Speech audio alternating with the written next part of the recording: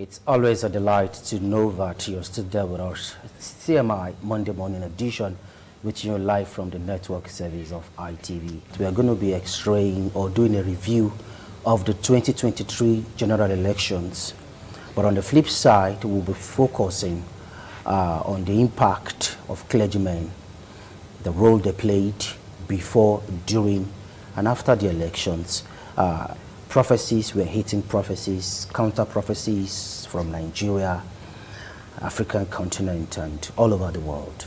People had interest in Nigeria, of course. We are the giant of Africa, and I'm sure that was one of the reasons why we had attracted those interests. But however, the impact, negative or positive impact of the prophecies, some of them failed. Most of the 99.9% of the prophecies, according to some analysts, didn't pull through. To discuss this segment with us in the studio, we are privileged to have Bishop Austin Igbasai. He's the General Overseer, Sword of Liberation Bible Church International Incorporated. He's also a civil rights activist. Thank you so much for coming, sir. Thank you for having me. Good morning, viewers. And sitting very close to him is Honorable Purity Omorobon. She's a former House of Assembly candidate, and she is a politician. Thank you for coming, Honorable Purity. Thank you. Good morning, viewers. And from my extreme left is Wisdom Elder. He's a clergyman, and he's also a public affairs analyst. Thank you for coming, Wisdom. Thank you, Praise. Good morning, viewers. All right, now we have a bishop with us in the house, so let's start with you, sir. Take us through the 2023 general election. Let's just review it together, looking at the role religious leaders played. Well, religious leaders are major stakeholders. I said major stakeholder, not just when you are talking about politics, you talk about the politicians themselves, the political party, and the religious leader are very, very important stakeholder, because one, they have a lot of flock, a lot of followers that are following them, and the followers, they listen to their leader and they take instructions from their leader. Don't also forget that the politicians we are talking about, or the political party men, they are also members of the flock of the religious leader. So that makes the religious leader play a very, very strong role.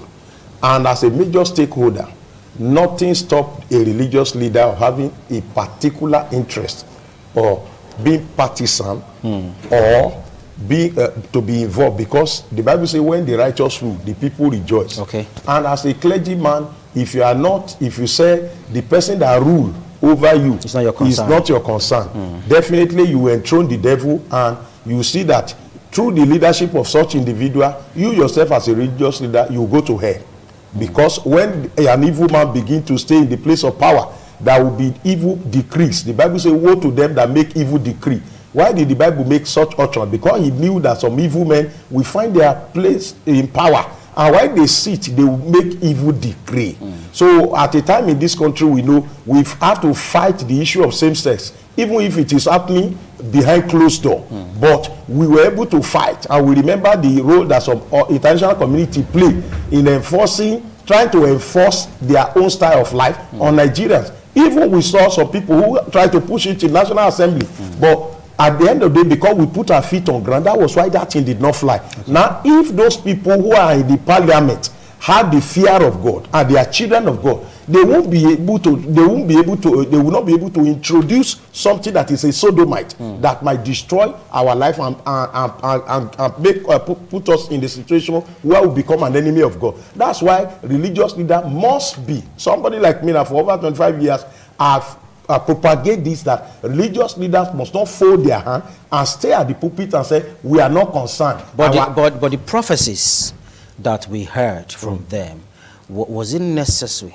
Now, what happened is that you don't have time to build a foundation. Yes, of course. To tell you that if anybody say religious leader are not, they are major stakeholder. We are major stakeholder as far as politics is concerned, because it is our job. The Bible says government shall be upon his shoulder.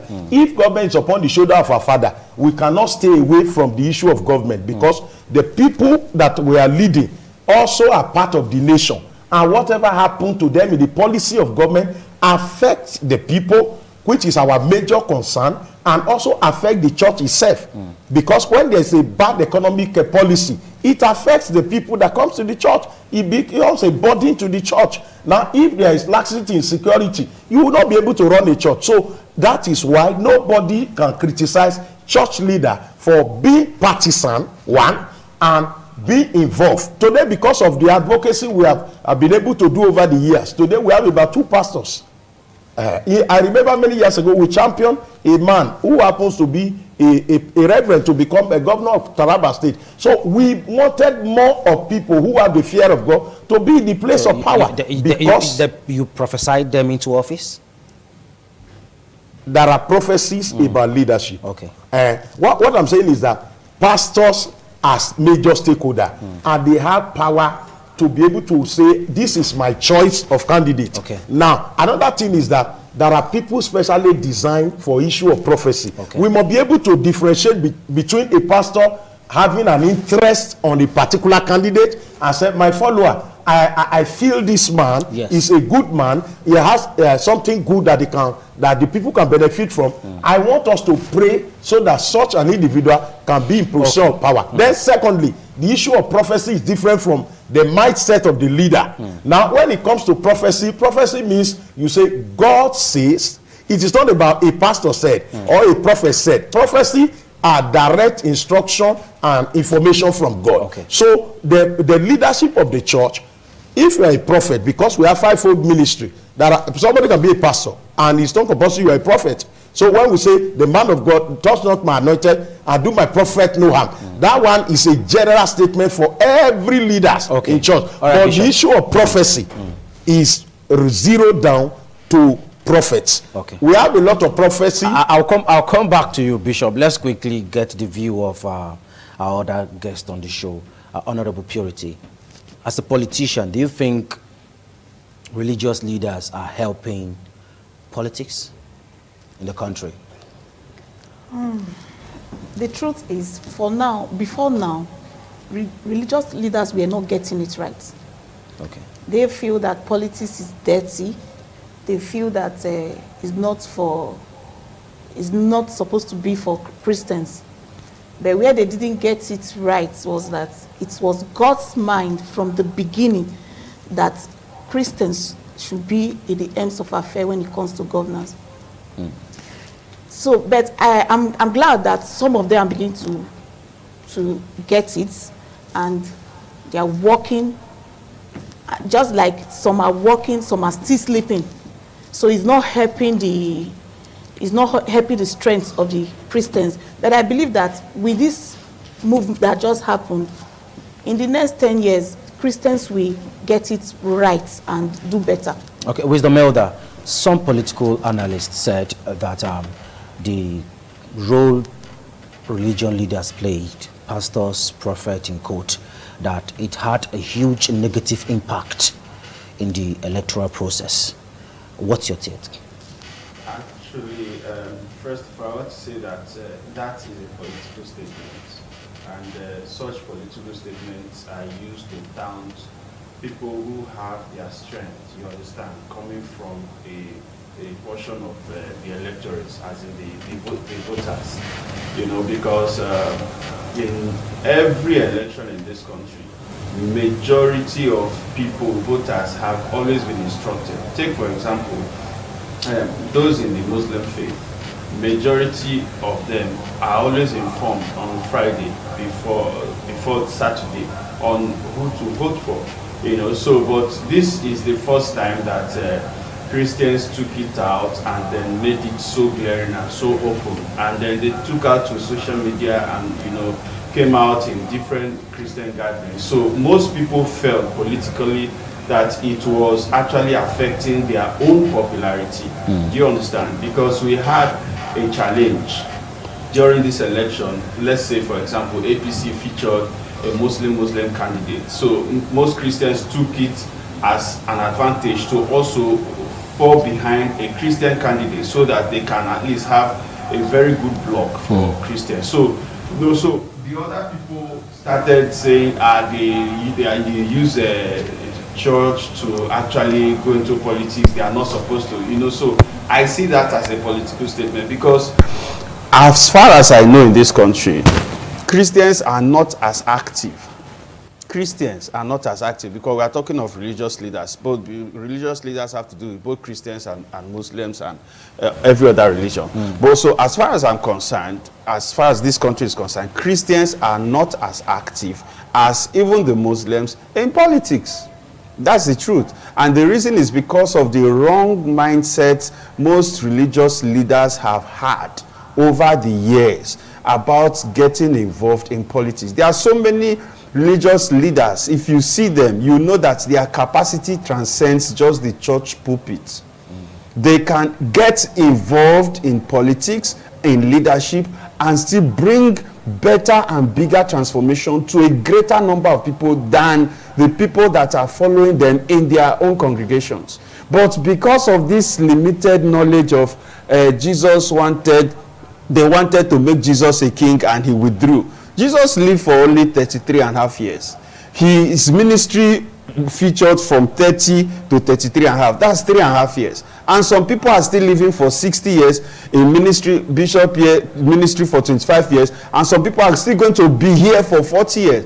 So getting a wrong mindset about involvement into leadership has actually made a lot of religious leaders to even discourage their members from getting involved in politics. Take for example, there are some members who are Christians that got involved in politics that would have gotten a very strong backing from Christian communities and from their pastors. Serious backing in order to make sure this person at least gets there and protect and defend Christians. It took President Tinubu recently and the influence of some other Muslims for us not to have a Muslim sitting Senate president currently. Because some people were so adamant that, look, we must have the Muslim sitting president. And then you saw what Rufai was saying the other time, that if they continue with this trend, as far as Muslim ticket is concerned, they continue with this trend, after a long time, it will even bring Christians will understand that they are the ones in charge. Okay. Are you getting what I'm saying? So all these things make people not to understand the importance of people getting involved in politics. So if you say religious leaders, maybe Christians, they got involved, they made it a church affair, is a political statement, is not a statement of fact. We'll come back to you. Let's return back to Bishop Austin. Do you think the same faith ticket triggered the prophecies and predictions we got from the pulpits? There was a very, very strong reaction about the same faith ticket, and it's only if we don't want to hit the nail on the head that we say it has a major impact on the election, even in some part of the state where you never thought some result can come up. But what I said then was that I did a kind of analysis on that ticket, and I try to say to people that, look, this is the direction that God is going. If you remember here that when you people interview us long ago, I made it clear to a lot of journalists here. I said that there is somebody God has chosen to lead this country, and in all my discussion I stood behind that person, despite the person is not of my same faith, but my area of office is a prophet. And over the years here in this Edo state, I have been able to hear clearly from God, even when people didn't believe it. I've gone on television and radio and said, by the grace of God, this is going to be the next governor. I remember during Chief Lucky Igbenedor's time, I told them in church, I said, God said the next governor is not a politician. And secondly, that the next governor is not a name that is known in Edo state. That is not known. It's not a popular name. It's not a popular name in Edo state as far as politics is concerned. I address it in different fora. And at the end of the day, Professor Osubo was declared as governor. Some people came to meet me and said, Daddy, you said the person that is going to be governor is not going to be a politician. I said, watch. If God has spoken, you will see what will happen. Eventually, Oshomole, that was not a politician. Oshomole had not been a politician. He was not a member of a political party. He was not. He didn't even register in any ward. At that time, because of what God told me, we ministers, we have to invite Oshomole and declare him as our own candidate a year before the election. A lot of people came again, why are we going to do that? Why should we do that? We don't have power to do that. But we took our stand, and I told them, I said, this is the person God told me is going to be the next governor. Now, and eventually, after about 1 year, the man came back to the office, because we have a sound judge who is a deeper life, who decided not to have his conscience sold. And he said, this is the direction, and he took his stand, obtained the result. Now, what I'm trying to say is that after that, I told them about when people say, oh, Mr. F, Mr. Z is going to be the governor. When we're talking about prophecy, prophecy are in two dimensions. I prophesy upon your life, you will not die. That is a prophetic statement. But that does not make you a prophet. And that was why a lot of people were against me. Bishop, why will you support Tinubu? Why will you say he's the candidate? A lot of journalists asked me a question. I said, but that was the person God told me. Even before primary, God told me, and I told them in church. I've always do that, and I led the journalists. In the days of Unyarubulem, there are declarations I made then when they were doing election. People said, oh, Lucky Igbeneghu is not going to win for so reason. I told them in church, I said, God told me that this is going to be the next governor of Edo State. That was 1999. So to be in the prophetic office is different from being a pastor. And that is why some pastor then allow sentiment, the choice of Muslim ticket to affect the emotion of a lot of pastors. Some persons who were not prophets went on stage and said, this is going to be the next president. I have a lot of friends who are pastors in Lagos and other places who hated me for my stand, that I told them, I said, this is my direction. This is what God told me. Prophecy is not about my interest. That is the difference between a prophetic statement or prophecy. Prophecy and prophetic statement, they are not the same. And you get what I'm saying now? So it is important that all of us, the role of the church is clear. You can have a candidate, but you don't have the right to say this man is going to be the next president. Like a prophecy, if you are saying, God make him the president, it's a different ball game. That's intercession, pray for the person. But if you tell me that God has spoken to you that Mr. F is going to be the, like Edo State, now I told them in church yesterday, God told me the next governor. And people say, Daddy, you have always told us. Because it is not me, it's about God. God cannot tell you something now and the thing will not happen, because number one is the ancient of days. You can't tell me that what is going to happen tomorrow that God doesn't know. Those who will die tomorrow. So if I give a prophecy and I give a timeline, because one thing about prophetic statement is that the timing. If a prophet told Buhari that you are going to be a president, he lost the first time, the second time, the third time, and he didn't give a time frame. Eventually, after fourth time, that declaration came to pass. So prophecy goes with timing. All right. Talking about timing and prophetic ministry, Honorable Purity, do you think the prophecies that went forth before the 2023 election failed? No. Why? How? You know, when it comes to prophecy, we're talking about the things of the spirit. And it only takes the spirit-minded person to understand the things of the spirit. I'm talking from this angle because I am a born-again Christian. Even in the Bible, there are cases where prophecies went forth, and the person that is involved didn't want that situation, goes back to God and make a plea. And there was a reverse. He's a reverend, he can testify to what I'm saying. So if prophecies have gone out and it did not come out in the way it was prophesied, there's every tendency that something has happened in the spiritual realm. And I don't also know if the prophecies were also really true.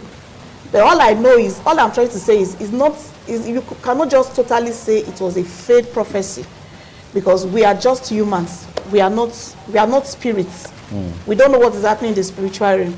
But I still want to believe that as far as this 2023 election was concerned, God was involved. Okay, Wisdom Elder, there's this clergyman in Lagos, I wouldn't want to mention his name.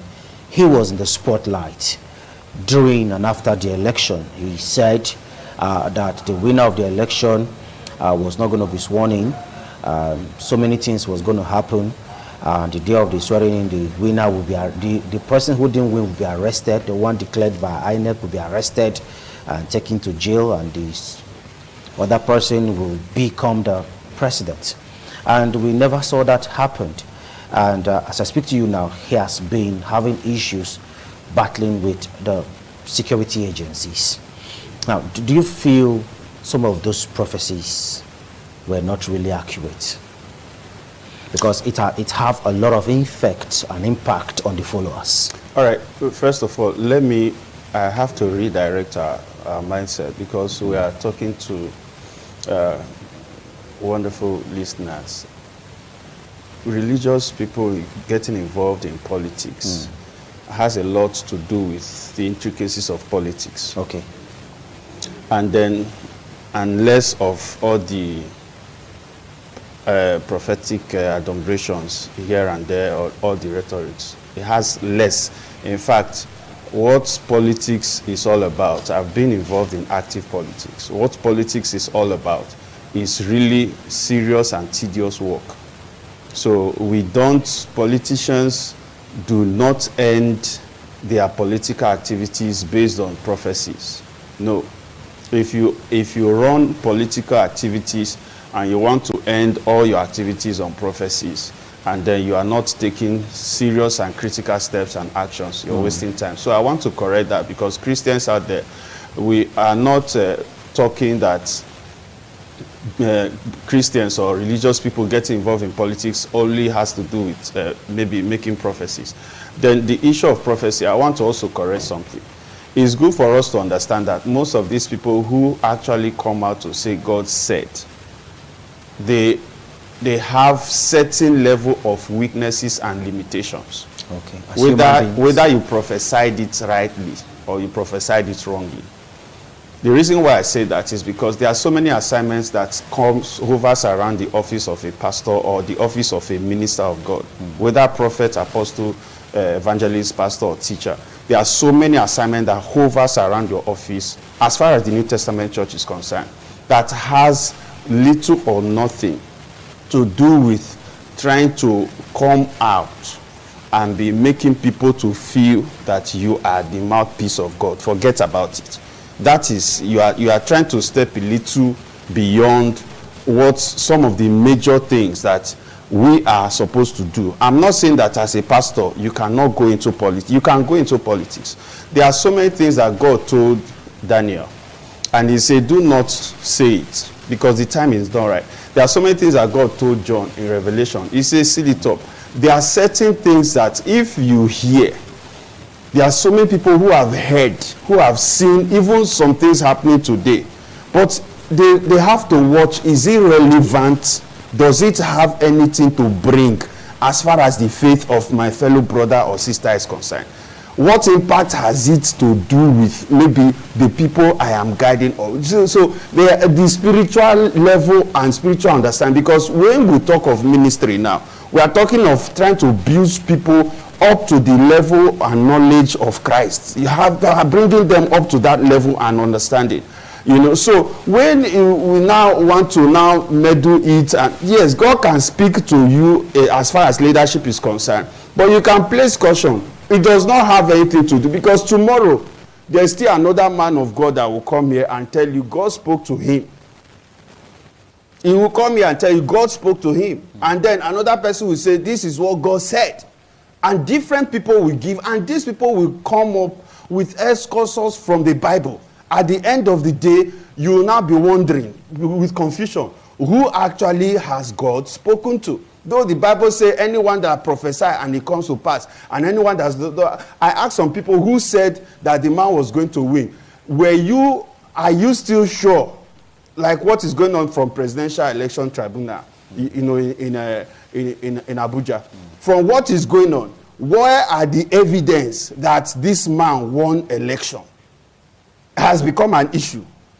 Who are the witnesses, at least to prove that this election was won? So if you want to analyze this election 2023 from prophecy, I will bring prophecy down to you to the truth, because anything that is not on truth is error. As far as Christian apologetics is concerned, anything that is void of truth is error. So we cannot go into maybe trying to bring it down. How was he supposed to win? That somebody won, number one, and somebody else was declared number two, is a different ballgame. If somebody prophesied that this man is going to win, and the man was not declared, forget it's a different ballgame. Okay. Then if your prophecy came and you said the man is going to win, how?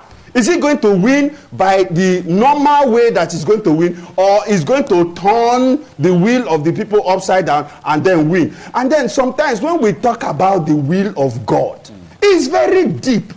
There is a permissive will, there's a perfect will of God. And there is, so when we talk about the will of God, we should go deeper into understanding what the mind of God is for the people. That is the perfect will of God. Because as far as God is concerned, everybody is operating at his will, whether they are Christians or non-Christian, even a terrorist. Because God said, for this purpose have I raised up Pharaoh, in order to show him my power. So as far as God was concerned, Pharaoh was operating according to his will. Judas operated according to the will of God. It was not going yes, well but there is a permissive will and there is a perfect will of God. Are you getting me? So if we go into the intricacy of establishing how prophecies worked and how prophecies did not work, we will not leave this place, because we x-ray the dimensions, we x-ray spirits, we x-ray even the truth about what happened during the election. We'll manage our time. At least we still have close to an hour on the show. Bishop Ibasai, God is not an author of confusion, though he's God Almighty, but he's also not a God of confusion. We had different shades of these prophecies. How are we going to now start knowing which one is the truth? You know, like I said, God is not a man. And as far as prophecy is concerned, you cannot x-ray God as far as prophecy is concerned. If you are going to x-ray God, you will now ask, how will a virgin be pregnant without a man? That the angel told her, and the lady even asked, say, I'm a virgin, how will this one happen? Now, when you talk of how will this one happen, that is where prophecy comes. Prophecy is not theology. I have PhD in theology. Prophecy is not theology. It's not you pieces it. Now, if you completely you are able to extract the mind of God completely, then that makes you a God. That makes him not a God over you. Prophecy is, how would this one happen? Cyprus was an unbeliever. It was through his hand God built Jerusalem. Now, the issue of prophecy is not the mindset of the pastor. Prophecy is, thus saith the Lord. A man had 3 nations encamp against him. And God said, go and appoint a choir. If you are going to send choir in the church to Sambisa Forest, now how many choir will follow you there? But that is what the declaration of God prophetically, not the mindset of the pastor. If it is the mindset of the pastor, you have to buy battle axe for your church member. So the issue of prophecy is, God, thus said the Lord. Nobody can tell me that God tells you something is going to happen and something happened in the spirit realm. The God you are talking about is not aware of the spirit. Is he not the head of all spirit? So the issue of sentiment, there is no sentiment as far as prophecy is concerned. Prophecy is not that you like the face of this man. No, prophecy is not that you are going to expect a virgin. Somebody is going to come and sleep with you at night and you are going to be pregnant. The lady asks, how is it going to happen? How is it going to happen is what we call prophecy. Prophecy is not the mindset of the pastor. It's not about how is this thing going to happen. God said this is going to, he said this valley, there is not going to be rain. There is not going to be dew. He said, but this valley will be filled, this ditch will be filled with water. That is prophecy. It's not the mindset of the man talking. Because if it is the mindset of the man, you will tell me, even a geographer, how there will be water in a ditch without rain, without dew. Okay. So, but you see, in the area of prophecy, there are people God has signed. In this country, we have seen clergymen who came to say they want to be president, and they told us clearly that this same year God told me I'm going to be the president of Nigeria, and eventually that year passed, they didn't win election. We have seen it repeatedly. So it is enough for anybody to insult God. We should not make unbelievers to sit at home and say they have come again, they are already talking. If you tell me that God says something will happen, that it did not happen, and God did not tell you to come back and tell the public that what I said, God said he has changed his mind. When God changed his mind about Hezekiah, he sent the same prophet. He said, go back and tell him. Hezekiah, Isaiah, go and tell him, I have seen his tears. I have changed my mind. I've given him 15 years. Every pastor hear from God.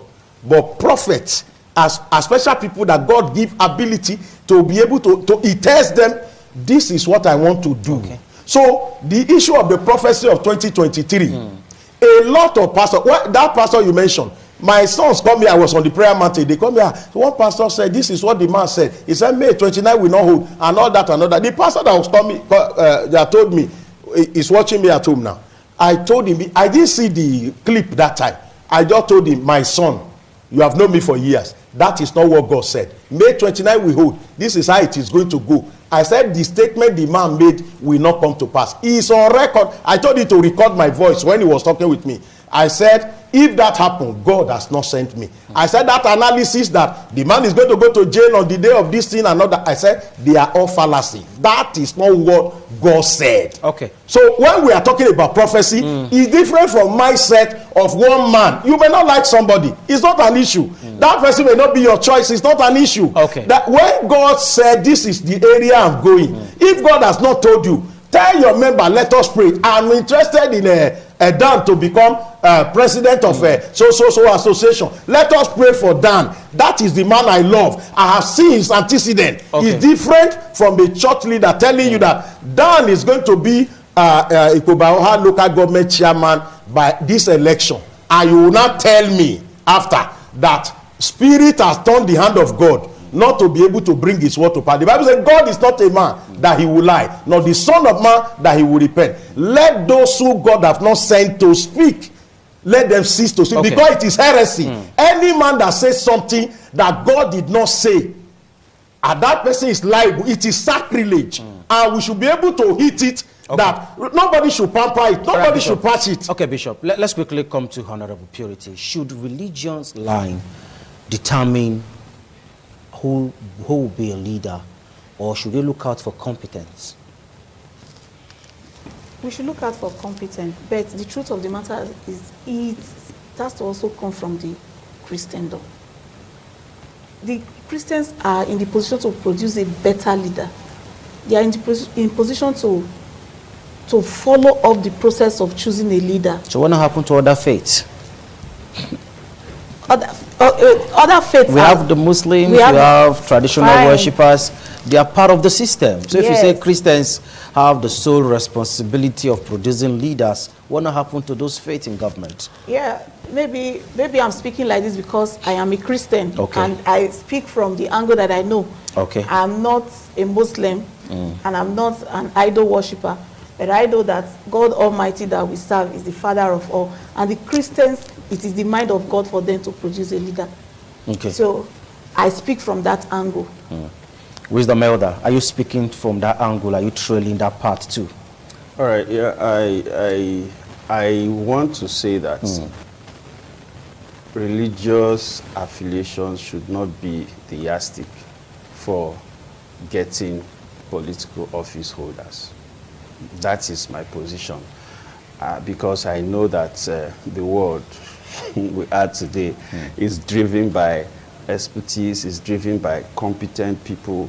A lot of things that we are using today were not manufactured by Christians or people in our own religious setting. And yes, we are using them. You understand? Technology, automobile and electricity and all the rest of them. But we use them. Yes, they are for our own benefits. The Bible says all things are yours. As Christians, we should at least be important beneficiaries of them. But that does not mean that we should wait until a Christian gets into power. You understand? I am not saying that anybody that I must support, as far as politics is concerned, must have the same religious affiliation with me. No.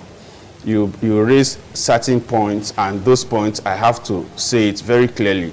When I talk about certain issues, I'm a very critical person, I'm a very critical thinker. I analyze it based on that particular issue. I don't want to mix it at all, because tomorrow any other person will come. We in, like, take for example, in Bible teaching, there are certain things you can just pick out a verse of scripture and you begin to x-ray it, and you have different inspirations by the help of the Holy Spirit to x-ray. You understand? So that is why in Christianity, for example, is very, very important for people to avoid error. Because at the end of Revelations, it says, whosoever adds to this book, the plagues will be added, and whosoever subtracts, this will be done. So it's very, very critical and important for anything you do as a Christian. Take, for example, talking that we cannot x-ray God is different from what I said. Somebody said God said, according to 1 Corinthians chapter 14, he said, when one prophesy, another person should judge. We are not talking of whether God. 1 John 4, he said, test all spirits, whether they be of God. So there is no time. But I would like you to understand that whatever Bishop said on this platform sorry, is his opinion. So sorry, I have to also. Of course, you are entitled to your opinion too. Christians are also watching me. So there is no time that you are supposed to make a statement that should not be x-rayed by other Christians. It's not in the Bible. It's unbiblical. Okay. At all. Then there are generalized predictions which you can look at and throw statements or comments. You understand? But when people go back and critically analyze it, it will fall short of the word and the standard. Because when Jesus said, you shall know the truth and the truth shall set you free, he was referring to something that will stand with time, whether you push it right or you push it left. And that is what the Christianity we are propagating is all about, truth. So if you feel maybe what you say should not be x-rayed, people should not analyze it and tell you where you have erred in what you have said. So then we are not talking about that. We should talk about something else, as far as I'm concerned. All right. So I just have to correct that impression. So for me, I believe people who are competent. If you look at, let's take, for example, the administrations of Lagos, for example. If you look at when Fashola took over, you see a level of competence, an upgrade. If you look at that very well. So it doesn't have to be a Christian. Okay. There are certain men in this country who have driven sound leadership, who are not even really affiliated to any religious. Okay, we'll come back to you now. Bishop, looking at this government that is led by the President and Commander-in-Chief of Armed Forces, Bola Ahmed Tinubu, do you think it's delivering at all? Definitely it's delivering. And like what my brother said here, what I'm saying is that I'm not talking of you are quoting Bible. You are quoting Bible is different from God said. God said this. That is not Bible. It's not about Bible. So I'm not talking. We can explain. If we don't explain Bible, why are we going to church? If we remove explaining the word of God, like I said, so we are all entitled to our opinion. What I'm saying is that so that the people at home will get it clear. Of course. That okay, in Lagos we are talking about Lagos. I champion for Governor Tinubu then, and also for Fashola. But after the 8 years, I led some pastors in Lagos that if any party brings any Muslim after Christian Muslim have had 16 years, 8 years of Tinubu, 8 years of Fashola, that we are not going to support them. I pulled out and we mobilized the whole Lagosians that we have Christians in Lagos. No party should produce. That was why Muslim Banikoro was not sent out by PDP. We stood our ground that any party that presents a Muslim in Lagos after 16 years will not get our vote. And we mobilized. At the end of the day, we were able to bring Ambode. Ambode did beyond what Fashola did in 8 years. He overran Fashola in 3 years. He didn't come the second time. We mobilized again. When they said he cannot come, we said it has to be Christian. And that is why Sanwo-Olu came on board. That Christians should also run the same 16 years in both religion. So there will be a balance. Yeah, there will be a balance. That is why we champion in Lagos. I led pastors. We did a protest. We mobilized from church to church that Muslim have had 16 years, and it is also right for us to also run our own. Now, looking at years. this government, what's the your government take? of Tinubu, within a short while, the man has shown leadership. Apart from being hearing from God at that time, I remember I was on this same platform that we were together with a pastor. Sonny Duke was the one that interviewed us that day. When I was telling them, this is the person God said is going to be God, the guy was almost getting up to hold my shirt here. He's a pastor. It was recorded here, and I was just calm. I was just looking at him because I was looking at the years I have been working with God in hearing from him. And I was just watching him. He said that Nigeria is going to go off flame. This one, May 29 will not come. And we were all seated here. I told him, I said, watch it. If May 29 did not come, and it come calmly without stress, and after that, I said, watch how Nigeria is going to run. Within a short time, we have been able to see a leader. That I told people it is not about political party. It is not about, it is about the personality. And the Bible says, when the head is bad, in Isaiah chapter 1, verse 4, he said, the whole body will suffer it when the head. And we can see a man who took decisions that most leaders have not been able to have the political will to take. The decision of subsidy, the rearrangement of security agencies. Now we'll be able to see, look at it today, we can see the coloration of Nigeria security chiefs representing every part of Nigeria. Not like the government of Buhari, where you have Fulani in all the security agencies, from DSS to civil defense and everywhere. And people felt that this is not a government of all.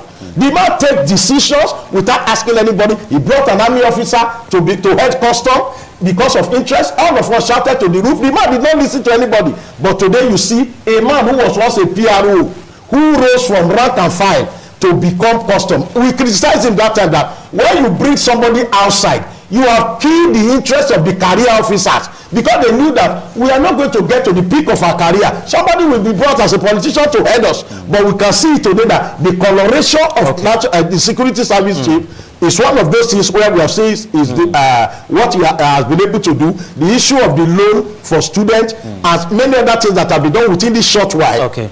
Are things that it took, if you remember, the setting up of the cabinet of Buhari, it took almost 9 months. But now we can see that in a short while, we are seeing technocrat put together, and even those who are even working with him for now are people you see square peg, a square hole. Now, when we are rounding up the government of Buhari, Minister of Education said, I know nothing about education. We'll come back to you, Honorable Purity. Some of the policies introduced by this government, do you think is going to revamp the economy? Looking at the policies so far. Yeah, I think so. The thing is, Nigerians have a way of fighting everything that comes their way. But I think they've met their match.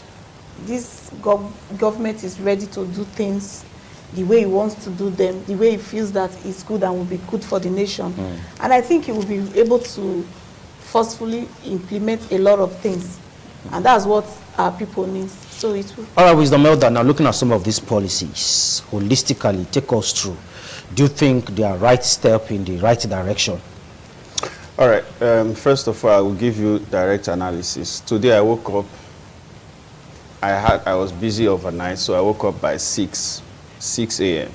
So as I got up, was to prepare to start coming here. I remember getting to a point to pick somebody around maybe 15 minutes to 8 and getting here before the time. So I was looking at me being in Lagos. I said, do you know if it's Lagos, I won't get to my destination? So I was analyzing what Lagosians are still going through, buying fuel, 520 naira now, without any major solution to the traffic congestion in Lagos.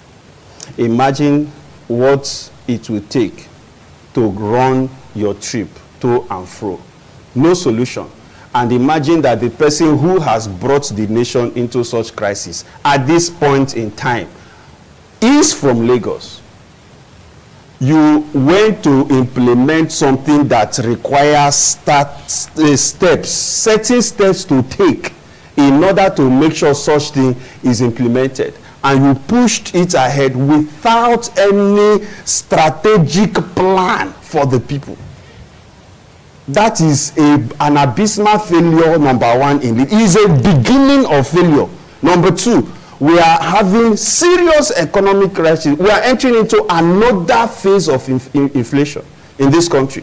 Very soon, Nigerians, those who, because Nigerians, we accommodate things, we try to accumulate things just like a frog, inside a boiling pot. It will be accommodating the new environment until maybe it can no longer accommodate it. It will now die off. Nigerians will start by accommodating. Yes, it will do it means until a time will come where there will be a major break point.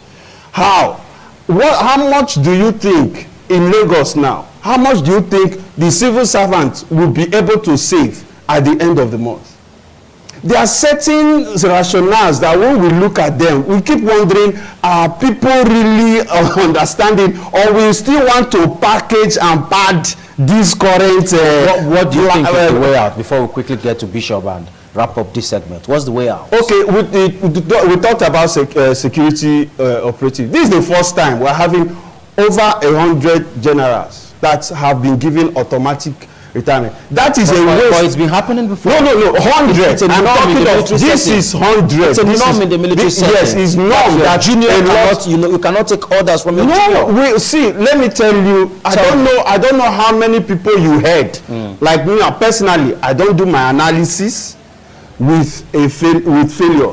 I cannot analyze a very competent government with a government that fails. So you think this over 100 generals, they are not supposed to take a bow out of the service? all that the country has vested on them, that they are supposed to deliver back to the security parastatals and paraphernalias as far as security is concerned, all those things are going to go away because there is a political need, which is unnecessary as far as continuity is concerned, sustainability is concerned. I know the problem they are having now has started before now, giving the president that veto power. And yet, yes, the military school also are supposed to send names, which they sent. Among the names they sent, he picked someone. Are you getting what I'm saying? But we are wasting such best brains. How many people are going into the military? We'll come back to you. Let's quickly take a reaction from you, Bishop,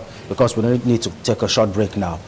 Looking at the government of Tinubu, what do you think the Christian community will benefit from his government? Because there are a lot of fears with the persons around him, people like Erufai in Kaduna, some of the statements that he has made so far. There have been fears in the Christian faith, whether we like it or not. So what should Christians look out for in this government? Definitely, Tinubu as an individual is not a fanatical Muslim.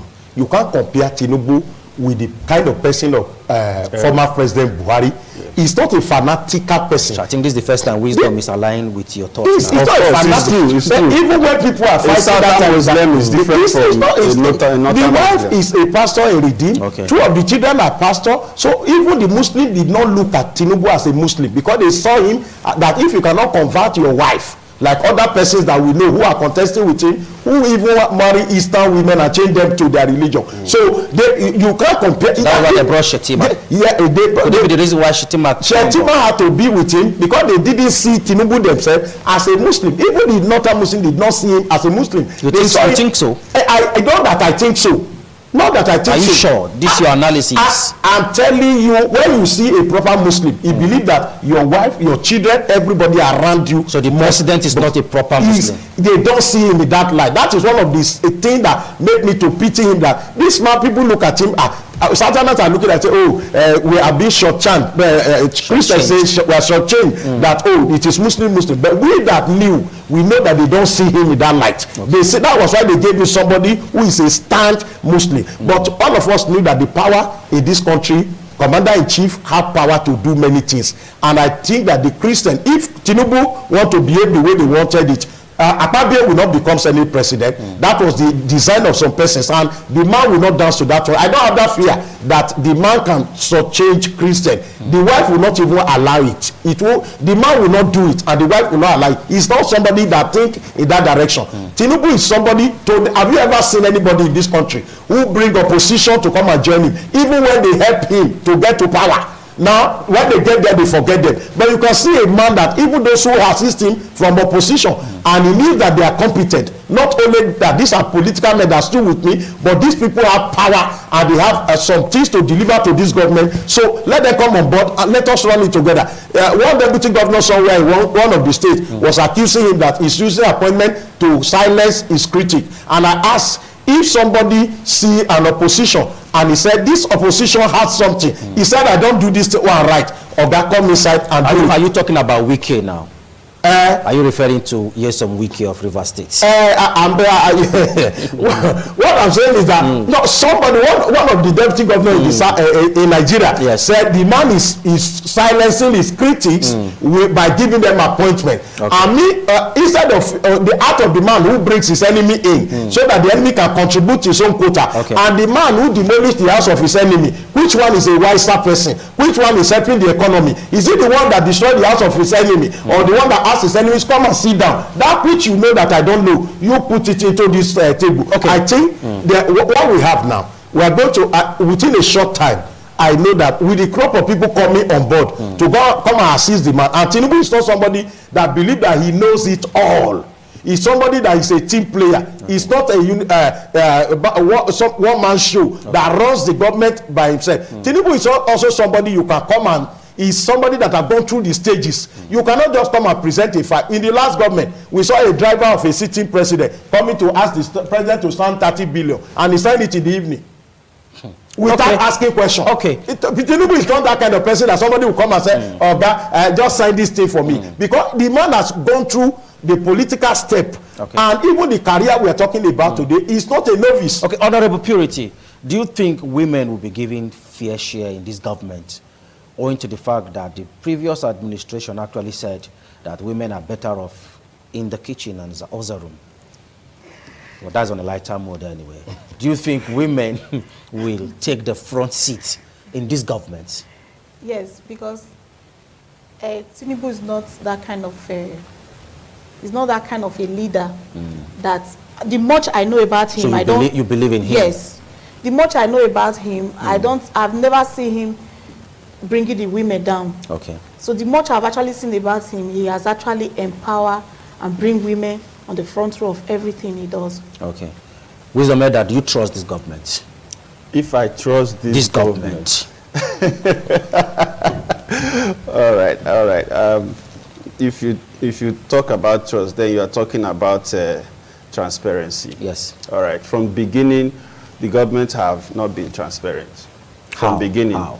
Yeah, because there are so many calculations that is around subsidy. There are so many calculations. And then there are so many calculations as well that is around our refineries. And there are so many calculations that is around the exports of crude oil in this country. There's so much coming out from there. And I don't think that all these things I've mentioned will ever be x-rayed. I don't think all these things I've mentioned will ever come to light at all. Now, Nigerians can enjoy fuel less than, let's say, 200 naira in this country if Nigerian government wants to do it. That's the truth. But the problem is that we'll play politics with it. There is high level of oil theft. Before this administration came up, the last administration, they said it, there's high level of oil theft. I was expecting that that level of oil theft would have been curtailed. I was expecting that we'll have a review of how much crude this nation exports and how can we handle all the oil thefts as far as this country is concerned. Because like one of the candidates said, he said stealing a crude oil in a vessel is not like a matches box. It's something that is so obvious. it takes the combination of certain elements, certain people, in order to successfully handle it. You understand? So there is no transparency at all. And I'm a very realistic and I'm very, very blunt person. Okay. So if we want, take for example, to address these issues and let Nigerians enjoy this country, we export more than what is on record. Then what happens to that? And then why will our refineries not work? Then we had a subsidy removed from May 29, whereas in budget it was supposed to last till the end of June. What happened to that? And then where did that go to? This one we are proposing that there's going to be 40% increase to electricity bill. So there are so many things. If you look at it, cost of governance. Certain people still enjoy massively over the world. You don't see that happen anywhere. All right, so you cannot begin to call anything that has to do with trust to this, or to call trust on the people that came from the back door. This is one of the most illegitimate elections I've seen in the history of this country. Okay. And then there is no justification for it. So there is no foundation. Right, okay, you cannot build on top of this foundation. Okay. If you build on it, it will scatter. It will not take time. So our dollar currently is still climbing. We are climbing, so we are targeting what, and everybody in this country, we are all running out. To go on this break, Bishop Igbazai is already itching to respond to you. You want to react to his statement? Yes, if there's time. Quickly. What I feel is that if my brother is current, he will know that this same government discover that 2 pipe that is running on direct crude from the rig, that former CDS Irabo was there with Melekari and some other persons. It was this same government that discovered, this new government that came on board, discovered this one that run directly to vessel. The other government did not discover it. And if you don't like it, could it be that they saw it and they shy away from it? They shy away from it. Is it not? Now this is discovered by a new government. Irabo was there that day with Melekari on that that pipe that was run on top of our single pipe that carry crude directly to vessel. Not even pipeline vandalization now. This new government discovered it. They took a step over it right away to make sure that that does not happen again. They discovered about 18 points at different times that the 2 pipelines were running concurrently on single pipe. Since they came on board. Since they came on board. Before have you independently verified this claim? It's a video. I have the video in my phone here. Okay, maybe after this. Yes, I'll send it to you. Where ex-CDS Erabo was on that place with Melekari, and they were those guys that were employed to act the something were showing them one by one. Say, this is what is running on our crew. If a new government come on board and discover this thing that have run for 9 years, in the short period, 9 years, 40 days in and you say that government is not sincere. Now you may not like a man. It's not an issue. As I'm talking about, there are people that doesn't love me at home. I don't care if they love me or not. But what is important is that my conscience will tell me that I'm doing what is right. Okay. And ability to be able to change those set of people and take some step about that crude. This crude we are talking about now. The president gave a study on that 6 months. All the refinery must be working. A government have been there who said they were the one that built the refinery. A former president that for almost 8 years, none of the refinery working, and they are giving them turn around maintenance money that is going to empty pockets. Now the man did not arrest anybody. People are still collecting their money and sitting on the refinery that's not working. Somebody came on board and taking a decision.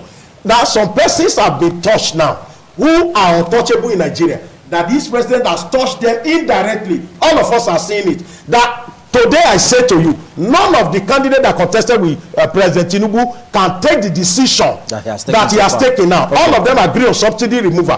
But what the man has done today, there are people that are untouchable that he has stepped on their toe within a short time. None of them. I like the line we are trolling now on this discussion. I thought I brought clergymen to help us look at failed prophecy, but we're actually expanding this discussion.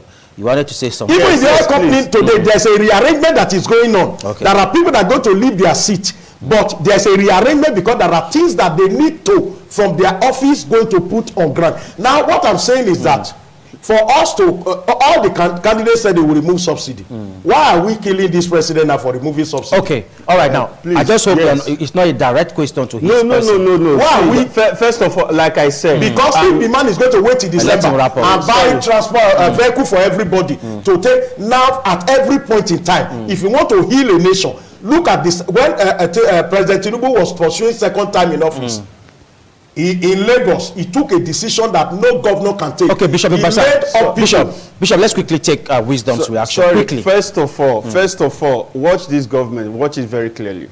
Anything they say they discover, watch it. Every perpetrator, every beneficiary, everyone who has amassed money will not be brought to book, and nobody will know how much Nigeria has lost or where that money has gone to. Watch it carefully. Number two, the CBN man that has been caught, the next person has been replaced. Watch it carefully. Watch it carefully. They say currently is on record that CBN, because of the extra charges that the man introduced into all our banking transactions, that alone generates massive trillions of naira. The former CBN. Yes, former CBN governor. And watch it carefully, because I say I've been into active politics. So I'm not talking from as an outsider. When a politician comes into office and discovers some things that the previous man was using to enrich himself, he can push people out, but he will not change it or stop it. Okay, all our bank charges will not stop. That's what I'm saying. Practically, watch me online. All your bank charges, if you do transfer, that's 20 naira, 40 naira, and every maintenance and all the rest of them. It will not stop. If it stops, that means the man has totally ended what Emefiele started. Else, he's still going to benefit from all that the previous person was doing. Don't you think it's not wise now to start threatening people? I'm not threatening anybody. I'm not threatening anybody. Opposition is the beauty of democracy. So I'm not threatening. I'm telling you what it was. We are going to quickly go on a short break. Then when we're back, we'll see how to wrap up on this segment. Or better still, go into our second discussion with the same guest. Don't go nowhere. TMI, every opinion counts. Thank you so much for trusting us and staying with us. We're back now to take the final lap of the discussion. We're actually reviewing the 2023 general elections. We're looking at the role clergymen played in the build-up and the intrigues that trailed the outcome of the results of the election. We still have with us in the studio Bishop Austin Igasai. He's an activist and a clergyman. He's here with us. And we also have Honorable Purity. She's still here with us. And of course, we still have Wisdom Elder here with us in the studio.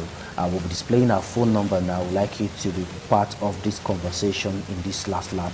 The phone number will be displayed on your screen right now so that you can be part of the discussion. The number will be displayed right about now. Bishop, we were actually with you before we went on that break. You were telling us about some pipelines that were discovered. Don't you think some of these things that we are seeing recently is just to make Nigerians accept this government? It's not, you know, there are things like, there's a parable that when hunchback is mature, suit or agbada cannot cover it. You know, this we have been mentioning about crude oil theft, that up to 90%. We mention it. There's a counter accusation between the masses, Navy, and all the rest of them. But no concrete action was taken. Okay. A particular vessel, I don't want to mention the one that was discovered in one country. Okay, Bishop, can we just take this call? Hello, good morning. Good morning. Yes, tell us your name and where you're calling from. I'm calling from Okay, go ahead and talk to us. Now, I want to talk about the aspect of government giving the student loan. For me, I believe that the highest scam can ever imagine. Imagine giving somebody a loan to go to school for probably 8 years. And when the person graduates, what will the person do with the certificate? Is he going to eat the certificate or sit at home with the certificate? The government should do the right thing of trying to give students bursary and not just that, create enabling environment for them that when they graduate at the end of the day, they will have a good job that they can earn something with at the end of the day. There are people that have graduated in this very Nigeria that in today, many of them are bike riders, some of them are keke riders. No employment. Okay. They are not making plans to.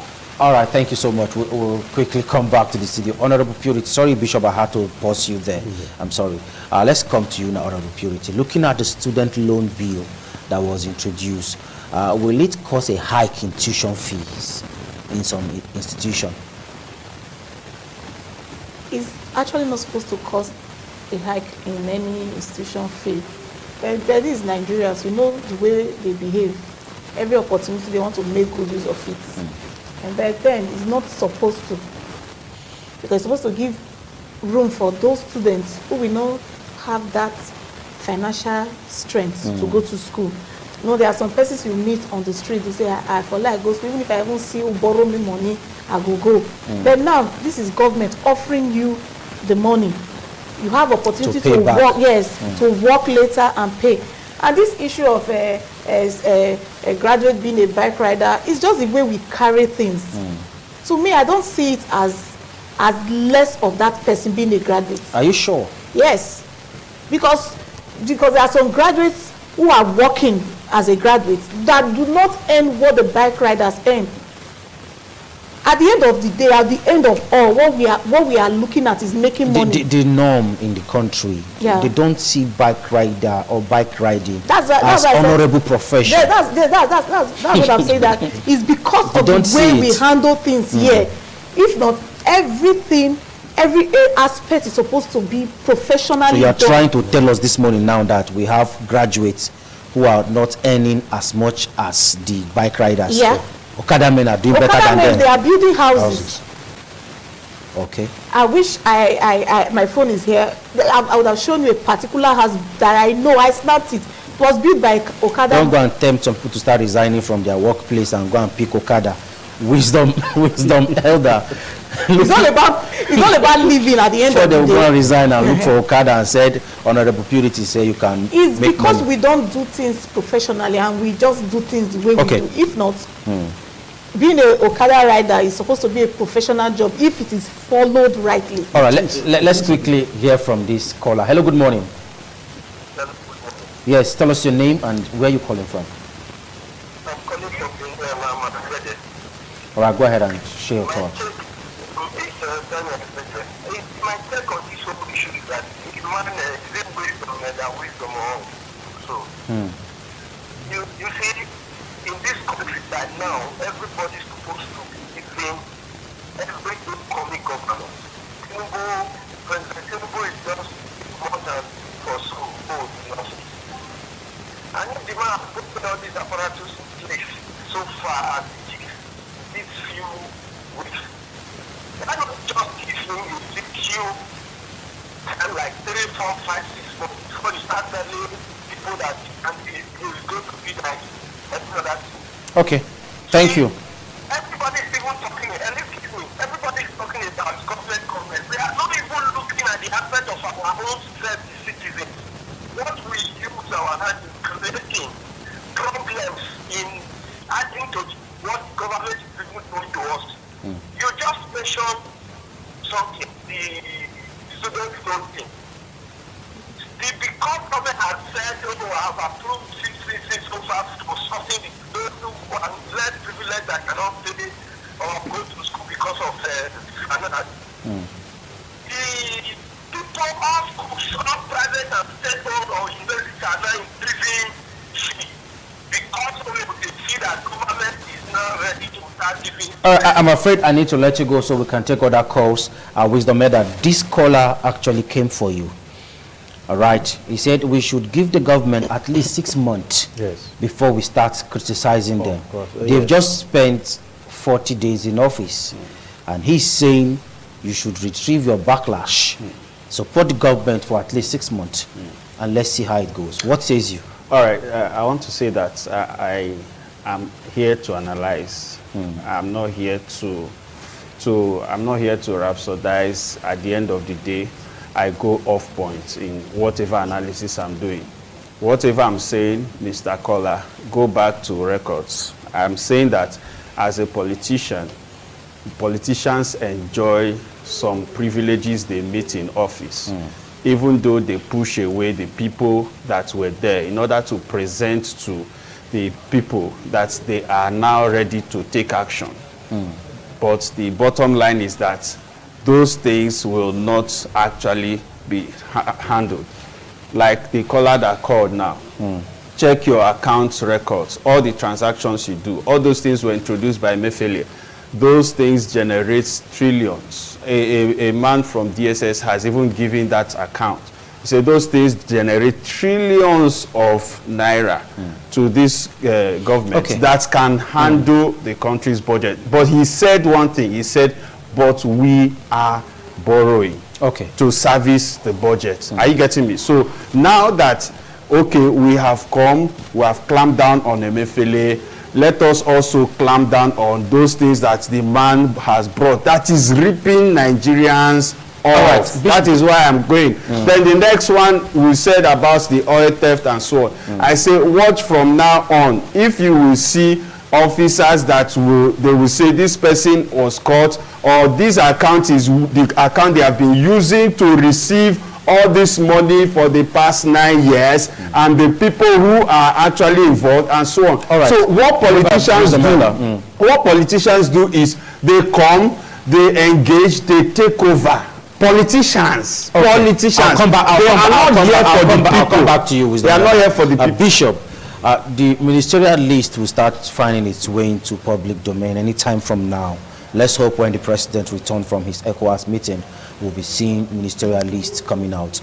What kind of persons are you looking out for? Like you said, while the previous administration were wrapping up, the Minister of Education came out to say for the 8 years he spent in office, he doesn't know anything about education. We also heard Festus Keyamo coming out to say the office of junior minister doesn't exist in the first instance. What kind of persons are we looking out for? Now, we want people that have the masses at heart. Because don't forget that this minister is going to represent the interests of Mr. President. And I believe very strongly with the kind of person President Tinubu is, and with his kind of way of life. Now, this is a man that works almost 20 hours a day. Now, he's not a lazy president. He's not a president, I can tell you with all boldness, that is a thorough man, is somebody that you cannot just come and tell stories and ask him to go and sit down. He's somebody that can verify facts and figure of what you are presenting before him, even without you. So, and that is why, you know, that I disagree with my brother here, that this government will not be like the government of Buhari. I can say that with the whole of my mouth. The reason is that with Tinubu coming on board, the decision he has taken for these 40 days, if he wants to be a party man, he should not take that decision. A thoroughbred politician, we want to cover all the lapses of Buhari in his government. He will want to continue with all the things that Buhari have done that is not good. But for him in the same party to take this stand, it is a sign for us to know that it's going to be business unusual, not business as usual. So since it's not going to be business as usual, again, Honorable Purity, women in the forerunner or in the front burner of the economy, how will they support this government? What are we expecting from the female folks in politics? You will know from the Bible that women are made to be supporters. They are helpmates, and that's why you cannot actually take them away from the affairs of the nation. The truth is that what a woman will see now from here in the next 10 years, a man will not see it. So their roles are very important. So you're saying you see clearer than Bishop and Wisdom Elder? That is the way we are wired. Is that what you're saying? That is the way we are wired. Okay. So you cannot take the role of the woman away from activities of politics and governance. Okay. So it is very important. So they should give the women the chance to exhibit what God has deposited in them, so that we can be able to deliver what's in us. Because the truth is that if we are given that opportunity to be at the affairs, we are able to guide them, to checkmate them as the men, and we get a better nation. All right, let's see if we can take one or two calls. So begin to call it around. Hello, good morning. Good morning, glad to have you join us. What's your name and where are you calling from? Hello? We can hear you loud and clear. What's your name and your location? Make sure you're not flashing us at this point, please, and ensure you have something to contribute meaningfully to the show before putting the call through. Hello, good morning. Good morning, sir. Glad to have you join us. Tell us your name and where you're calling from. I'm calling from Okowo. Please walk away from your TV set. Do us that honor, please. Okay. Yes. Make your submission, please. The only thing I just want to say is that I don't understand that man that is talking about it. Which of them now? We have two men in the studio. That pastor. I don't know if he's a Tinubu brother. You understand? The only thing I just want everybody to know is that we can't be doing the same thing. Hello? We are listening. Yeah, we can't be doing the same thing and expect different results. You understand? The truth of the matter is that Tinubu don't have anything to offer. You understand? So we just want to give him a try. But to be frank and sincere, this election is Okay. I wouldn't want you to take me to where I don't understand. But thank you. Your point is being taken. Bishop will come back to you. They say you are related to the president. You explain that aspect. Let's take this call. Hello, good morning. Hello, good morning. Good morning. Glad to have you join us on the show. Please, I just want to contribute to this. Charlie from Benin. Charlie, go ahead and talk to us. Yeah, please, I think the present administration should be given the chance. It might be just 40 days. Nigerians should learn to be patient. From the way the man has started, though I didn't vote for him, but I love the man from the way I've started. Okay, thank you. He's going to deliver. All right, this person has repented. He now loves the man. One more call, then we come back and wrap up in the studio. Good morning. Hello. You must walk away from your TV sets, please. Or you turn it off. I didn't ask you to end the call. I only asked you to walk away from your TV set. I want to do one more call and return back to wrap up. Good morning. Just tell us your name and your location. Go ahead and talk to us.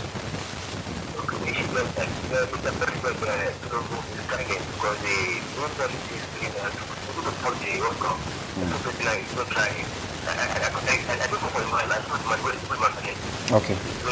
All right. So many persons didn't vote for him, but they say he's doing it. We don't have time again. 5 seconds. Just 5 seconds. The final take. I need to go. I want to appeal to the church folk that politics is not a sin, and to church leader, politics is not a sin. Thank you. And prophecy and the right words from the mouth of God is different from your mindset. Thank you. Let's so give much. the president a chance. Thank you. He will do well. Honorable Purity, quickly. Just 2 lines. In support of what our pastor just said, I want the Christian body to rise up to their responsibility. Okay. Let them take the bull by the horn. It is their responsibility to produce leaders. They are supposed to be at the forefront, checkmating these things. Even if others are going to follow, they should be. Wisdom elder, you must manage our time. All right, no 5 seconds. problem. I want to encourage Nigerians, in order to analyze competence, don't analyze it with failure. Analyze it with competence. So look at every other statistics that should make somebody to appraise a fact that this person is trying. Thank you. Not really, don't Wisdom. analyze it with Buhari, Thank you, please. Wisdom. Thank you very much. Thank you so much for coming, Wisdom Elder, Honorable Purity, and Bishop Basan. Thank you so much. I'm very sure with the analysis on the show, the issue of failed prophecy has been put to rest. I am Daniel Praise. This is Devon. Do have yourself a blessed week ahead. Bye for now.